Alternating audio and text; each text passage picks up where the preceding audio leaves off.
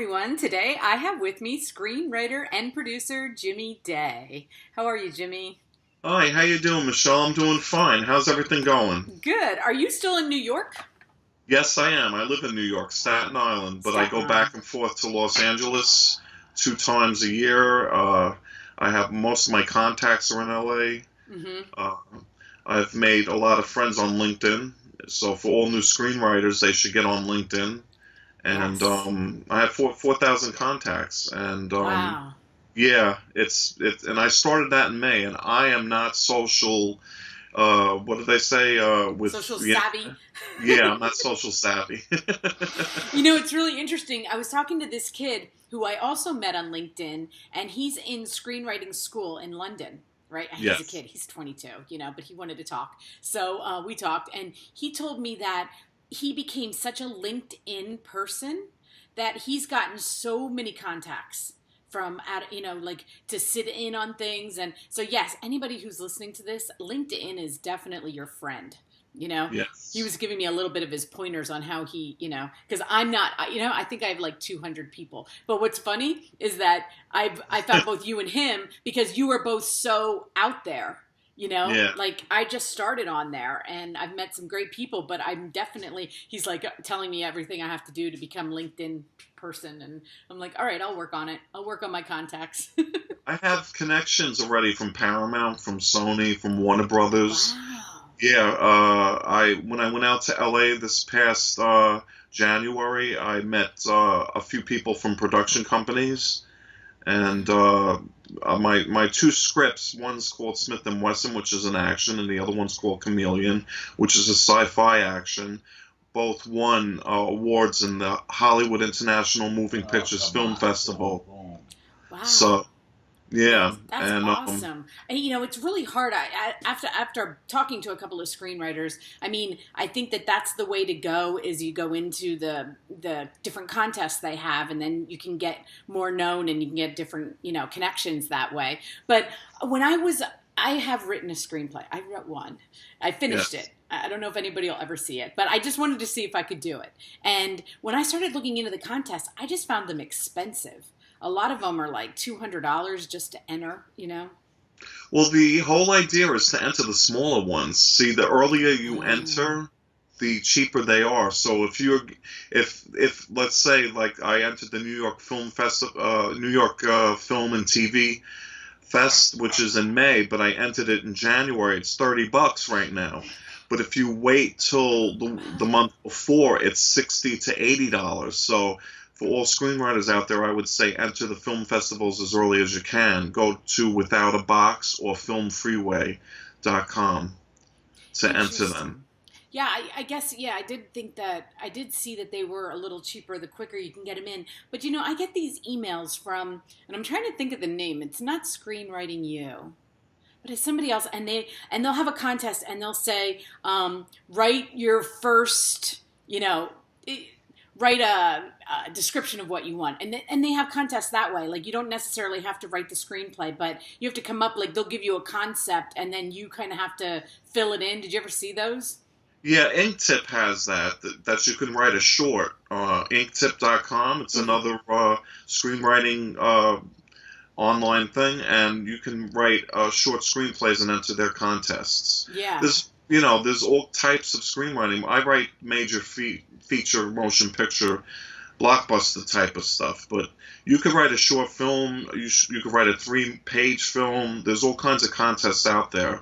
Right. I even saw a screenwriting contest out of country that was doing video by people using their cell phones, and that was all that was allowed to be entered. So it's changed over the last couple of years, and everything is done on the internet now. So what I've always seen is that when you submit them, they have to be in format. They got to use like movie draft or first draft or Final draft 10, yeah, Final Draft 10, right? yeah. And then it has to be all formatted correctly, and then you just send them. What happens? Okay, and this is another thought I had. What happens if they steal your story? Like, what if you? I'm not afraid of people stealing your story. It's not really about stealing your story. I've been writing for a number of years, and if you're in with, like, I go to a lot of movies, Right. and I watch Me a lot too. of movies. I go every weekend. I see at least 2 movies that I like because I write action, Wow. sci-fi, and basically, it's not that they steal your idea. My movie Chameleon, Mm-hmm. I was turned down by a producer because he said the movie Life was coming out, which was a little bit similar. Life is about they're on outer space and they find a life form from a planet and it comes alive and then it takes over the space station. Well, my movie Chameleon was similar to that, but it's different. But the producer turned around and said, "Well, that's out, so we can't look at that." But after the movie comes out, they're always looking for something similar, and Chameleon's more on the alien type of trilogy. Mm-hmm. I've been reading, I've done a lot of these interviews lately with young adult authors who really Yeah. get into because kids love reading. And so that's what Yes. I always think. If they love reading it, they're going to love seeing it too. So, I think that has a lot of potential for, you never know. But do you ever, okay, let's start at the beginning. So when Okay. did you realize that screenwriting, because I think that screenwriters are unique in the fact that it's such a craft. Yes. Writing a book is kind of, you have a lot of different ways you can write a book. But like I said, first of all, you have to have their program. You have to do it kind of their way. And from every screenwriting book I've read, there's really specific things that have to happen. So it's really like a craft to really hone down to say the least amount of words with the most action, kind of. So, Yes. what made you decide screenwriting instead of author? Well, I actually wrote a fiction fantasy book called Staff of Power like 25 years ago, and I got dismayed because it took so long to do it. And I went to this 3-day screenwriting seminar in New York City with this guy named Ron Peterson who had a horror movie made, Mm-hmm. and I took the course and I said, "Wow, I could do this." And he taught the basic concepts at the lecture, and I started writing screenplays. But I knew nothing back then of pitching or how to contact Hollywood or producers. I just wrote from my mind. I didn't even outline the stuff originally. I just on the computer. There's Mm-hmm. 2 types of writers: one from the heart, and then one who plans. So originally, the younger people, the millennials, I see like just write it out. Me now, I outline everything, and I use Save the Cat Love to Save the Cat. outline. So Yes, it's got the major plot point goals, it really does. and I love outlining, and I also use John Truby's software, Mm-hmm. and that's excellent too because it asks dozens of questions. So I tend to outline my scripts. And the best way I can tell you is a lot of screenwriters don't like to do that, but they should do that. They should outline their scripts or their film. I call it a film because it's going to be made into a film eventually. Absolutely, I always say that. And you know what? I didn't outline mine, and then I went back I think that if you don't outline, you're going to eventually outline, because Yes. I wrote myself into a corner, and then I was like, and then, so you're right. I believe in outlining, and I think Save the Cat is one of the best ways to outline. I love that Yeah. book. It's I think everybody that likes screenwriting reads that book, but. I use the software. They have a software for it, Oh, do and they? they have the boards and the cards and everything, so you can move them all around. It's like having your own cork board. Which is nice, huh? I have seen that some of them do have but part of me, the artist in me, like, wants to do the cork board and move them around. But it's probably easier to do it on the computer than it is to actually have the thing. But I would get like colored markers and. Yeah, they have them colored. Oh, What they I do. do is, yeah, what I do is I have Save the Cat on one side, and I'll bring that up, and I have Final Drafts. So I'll minimize one, and then I'll start writing the scripts, and then I'll bring up the other one. This way I stay with what my outline is, but I still write with what's in my heart. And even if the card says one thing, I may write something different that's better, Right. you know, you Right. know. And how many times do you like redo it after you're done? Like, how many drafts do you usually make? I'm always rewriting. always rewriting. What I would say to screenwriters out there is that don't take every single sentence like it's gospel. You know, Hmm. learn to just get it down on paper, write it, and then learn to rewrite it. And basically, scenes should, all the scenes should no longer be, they shouldn't be more than 3 minutes apiece. You know, Right.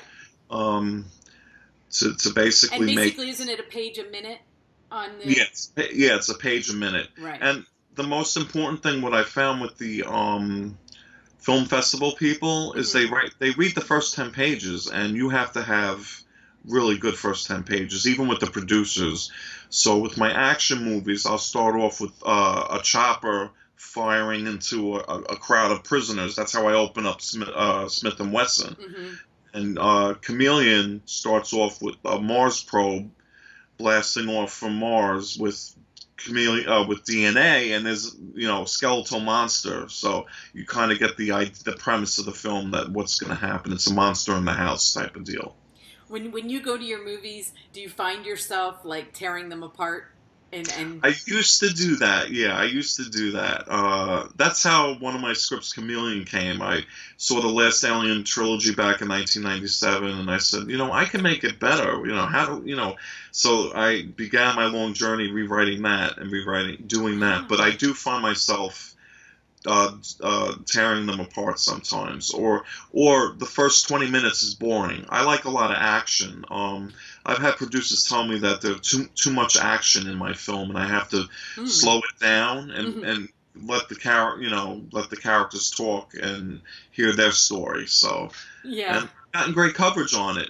All my scripts I have coverage on. I let people tear them apart, and I take what I need to take from it, and I rewrite. Right. I took my grandchildren to see Moana, Yeah. and Disney. I feel like their formula. It like it's every one of their heroine type of movies, hero heroine. It takes the same path, and they're always like almost always on the dot 90 minutes because kids can only sit there for 90 minutes. And but Yes. my grandson, who's 3, he said to me, this is really boring, Grandma. And I'm like, no, no, no, this is the point. Okay, just sit down because I know this is going to get really good in about 2 minutes. So just You know the plot point. Yeah, the plot points. Yeah. yeah, it's like I can almost. Those are just so easy for me, and I have 6 kids, so I've sat through a lot of Disney movies. So I just feel like I know them. Like if you think it's boring, just wait 2 minutes, and they'll stick something in, and it'll be fine. So, Yeah, my kids are all grown up. I have three. They're all in their 20s now. So. I have 3. I have 4 in my 20s now. My youngest 2 are 18 and 14, and that's why I have grandchildren because I have older children too. But I'm still Okay. raising kids too, so. God bless you. I wasn't really thinking about that so much when I was young. I should have, stacked them a little bit closer. But anyway, so okay, so when you go to LA, do you already have? Do you have an? First of all, do you have an agent? No, I don't have an agent. I had an agent originally 3 years ago, but I got signed on by him when I went out to go see Ken Rota, who does seminars. He's a famous guy who does seminars, and I can't remember the name of the thing he does. It'll come to me. Mm-hmm. But I got an agent, and they looked at he looked at the script, and I pitched it to him, and he liked it. So he was out there for 3 months doing it, and then he called me up, and he turned around and said, "Well, I want to go into comedy," so he dropped me. Uh, So that happens, that happens a lot. Even on LinkedIn, if you go on LinkedIn and you read Alex Bloom's work, he's a I can't get coverage. him to respond to me, Yeah, Alex. he responds to me all the time. He'll Well, that's tell good. you, yeah, he'll tell you, in his posts what the deal is. Nice. I do read. I do like his posts, and I did try to get in touch with him, but I was like, he must be a busy guy, so you know. But okay, so all right, so as someone who doesn't have an agent, then what do you do when you get there? Like, do you usually have a plan? Like, do you set up appointments? Do you always have a script with you, and then a plan to go meet people, or? No, I don't. Hmm. Well, actually, I do have a plan to meet people. The last couple times I've met people, um, basically, I don't bring scripts with me. Pitching, folks. Pitching is the thing that you have to do. You got to be able to pitch your project, know your project. I went out to LA on seminars and I met producers and Hmm. directors and writers, and now on Inktip, I have my scripts on Inktip, and producers and directors are reading them. And I also have producers from LinkedIn who have checked out my work, but you have to pitch it to them. Now, Alex Bloom came out with this story yesterday about how to get a manager. He says you're better off getting a manager because agents, all they want to do is make the deal. They're not going to be your best friend. They're not going to Mm. go out there for you. A manager is like being a buddy, a partner. They'll they'll foster your career, but there's specific things that you have to do. And a lot of people have asked me, is the query letter dead? It's not dead. It's still alive. But you have to go to each manager and you have to uh, you go online and you see what they want. They'll tell you how to, whether they want a query letter or a cold phone call. Then you'll have to craft that query letter Hmm. and wait 6 weeks, and they'll get back to you on whether or not they're interested. And I mean, the first time around when I was doing this, I had a manager say, "I need 2 paragraphs on each of your movies." And I was like shocked. 2 paragraphs? How do you write 2 paragraphs on Right. complicated films? But I did it. I did it. So Wow. that's basically it. So all newbie writers should go with managers, and you can go to writersstore.com, and they have books on where the production companies are, where the producers are, and where the managers and agents are. There are 3 books. I don't know the names of them, but you just go under selling my work under on the writersstore.com. And I have those books, and I go through them, and I also go through my connections on LinkedIn. Hmm. One guy is a writer. He's writing a Tom Cruise movie from Hmm. Paramount. Yeah, and he's we've developed this relationship, and I don't ask right away. Hmm. I may develop the relationship for a year before I ask him for a favor. And then he asked me, he says, "Do you have an agent or manager?" I said, "No." He says, "Okay, well, I know a whole bunch of agents and managers. Let me look into it for you." I did get one guy on LinkedIn that gave me a manager, but he never got back to me, so I guess he wasn't interested. Yeah. And I think for me, it's a little harder because I don't live in LA. I Yeah, think, a lot of people, especially the kids that I talk to that are in screenwriting school, even if they're not in LA, like that's where they plan on moving as soon as they're done. They're gonna, yes. move to LA. So I guess it would be. I was just in LA actually during all that rain. It was, Uh, it yeah. was not fun. But yeah, I guess I always think, I was talking to this one screenwriter and he was saying like his agent, then he just got an agent and then the agent kind of tells him what to do. And I was like, see, I think that would be the hard part when you have an agent because they're looking at their career as much as your career. And then it gets very, Yeah, difficult. managers and agents are also producers. So Oh, you have to understand something. A lot of managers will sit on stuff and they want to get a producing credit. So you do have to listen to what your agent says or what your manager says, and you have to be flexible to change. If they say they want pink bunnies, you could turn around and say, "Okay, I'll put pink bunnies in it." But you don't have to do that. You could just, offset it and write it a little bit different. But always be agreeable. Always agree with them because they're testing you. A lot of times they're testing you to see if you're workable with them. And if you're inflexible, they're not going to want you. interesting. I was interviewing Marcus Redman, and he was an actor, but then he became a screenwriter. And he told me that his first like gig as a screenwriter, the guy Mark, like he looked at it and was like, "Oh my God, take this home for the weekend and bring it back Monday, and change it all around." And he said that he told his one buddy who was a screenwriter, and he's like, "He's just testing you. He didn't even read it. Don't even change anything. Take it back to him Monday." And he did that, and the guy on Monday was like, "Now this is better," and he said he never changed one word of it. So it does seem like it's a little bit of a game with some of them, to see what you'll do. But Yeah, yeah. it's also hard when I think about it. It's like it's who you know.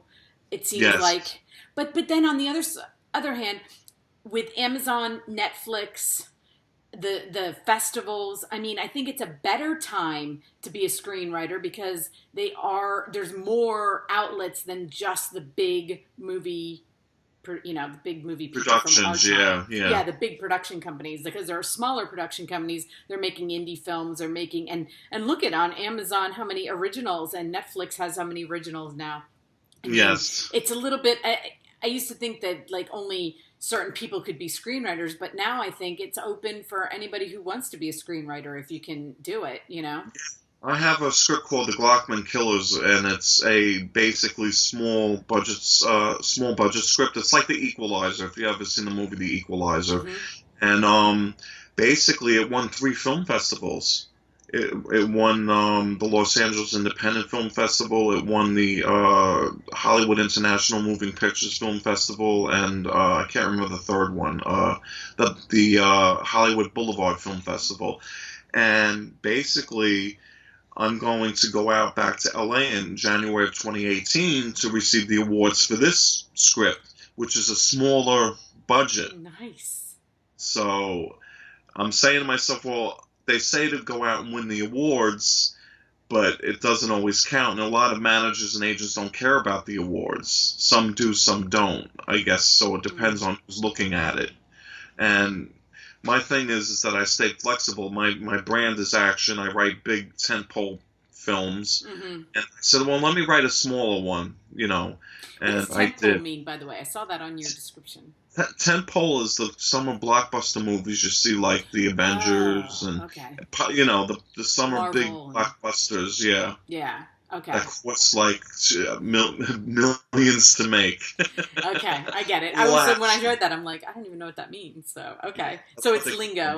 Scripts. Right. Awesome. And so, okay, what is your favorite movie? Like, do you have a favorite? Yeah, I'm going to date my age, but Die Hard. I'm sure I'm older than you, so yeah, I love Die Hard. That was definitely. It was back in late 80s. I think it was 89, okay. 88 or 89. Yeah. But it was the first film to really show terrorism on a big budget scale, and they did things with that film that nobody had done before. And basically, it just blew me away. It just blew me away, and it left a mark on me. So that's my favorite action film.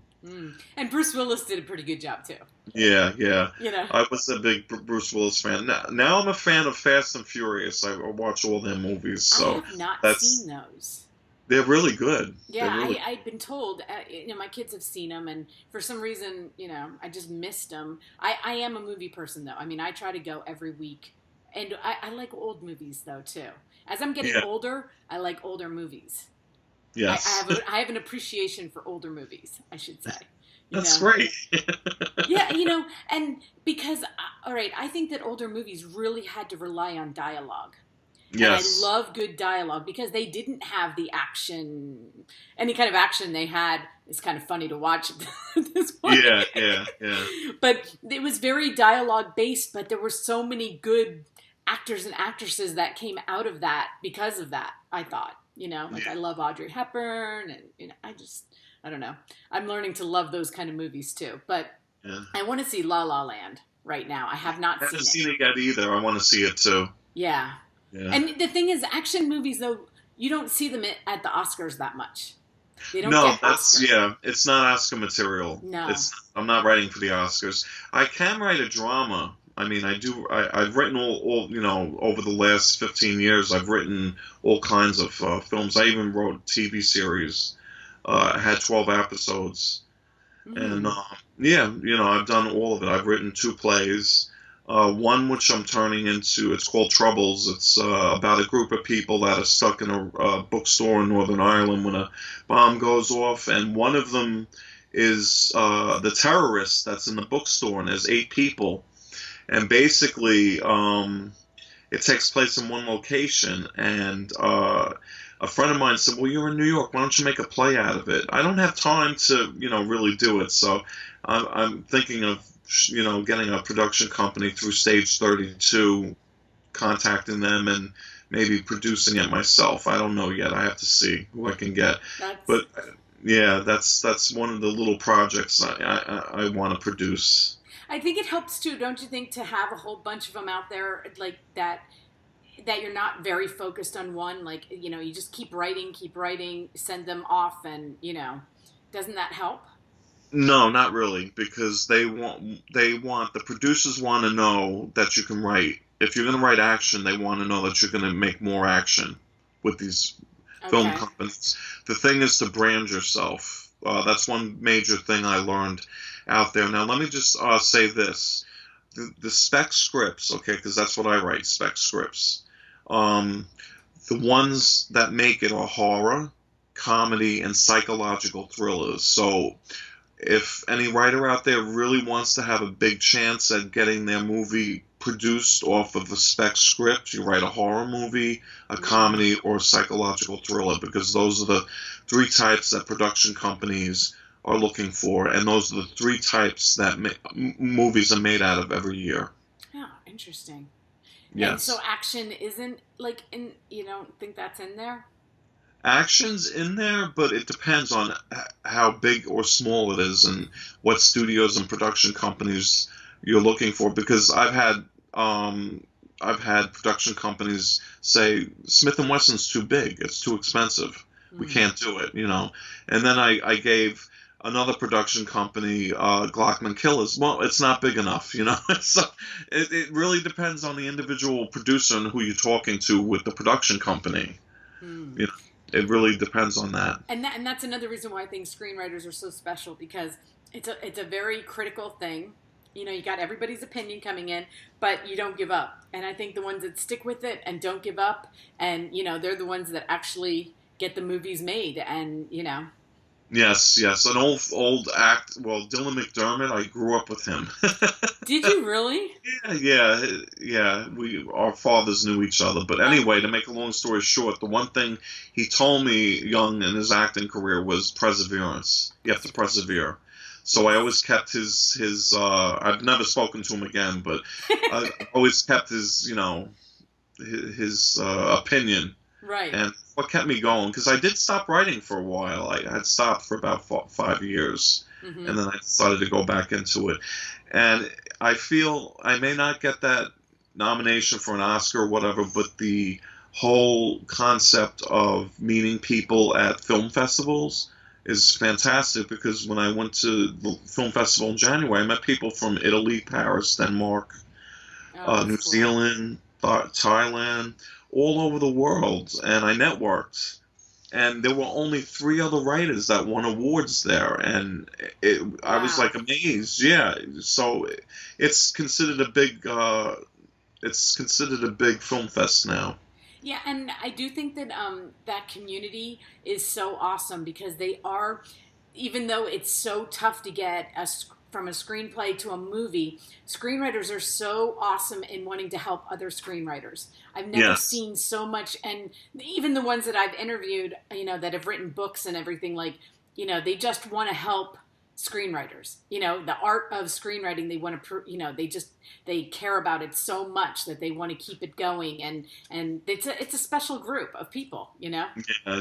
I'm gonna give I'm gonna be writing a book on screenwriting pretty soon. With I call it the 12 block method, which I uh, came up with. Hmm. But I would like to tell all newbie screenwriters out there: watch movies that are in your genre that you want to write in. Take two movies and take a pad and paper, and every 10 minutes write down notes. Hmm. On one side, one movie, like I'll give you an example: Oblivion and Transcendence. So Okay. every 10 minutes you write down notes for each movie, and then you compare them so that you could see where the plot points are, where the story changes. It's Mm. better than reading scripts, because scripts, where it shows you the outlining and stuff, the actual movies, these movies were made so it'll show you how to really write. And that's one of my big things. I had arguments with people on LinkedIn. Uh, Less people in your movie, the better off. I mean, a lot of films I've watched had 8 people in it, the major blockbusters. You know, eight Yeah, I'm actors, trying to and that think. was it. Yeah, because you get so confused. Is that why? Is it keep the story tighter with that Yes, many? it shows you where the goals are and where the plot points are. Like at page, the first 10 pages is set up. It'll show you how to set it up, and you take the two movies and you compare them, and then you write what you want. Right. You know, in that form. It's like doing a dissertation. You're not. Yeah, the college will make you do a dissertation in the format that they want. Mm-hmm. So if they're producing movies like Oblivion, uh, Transcendence.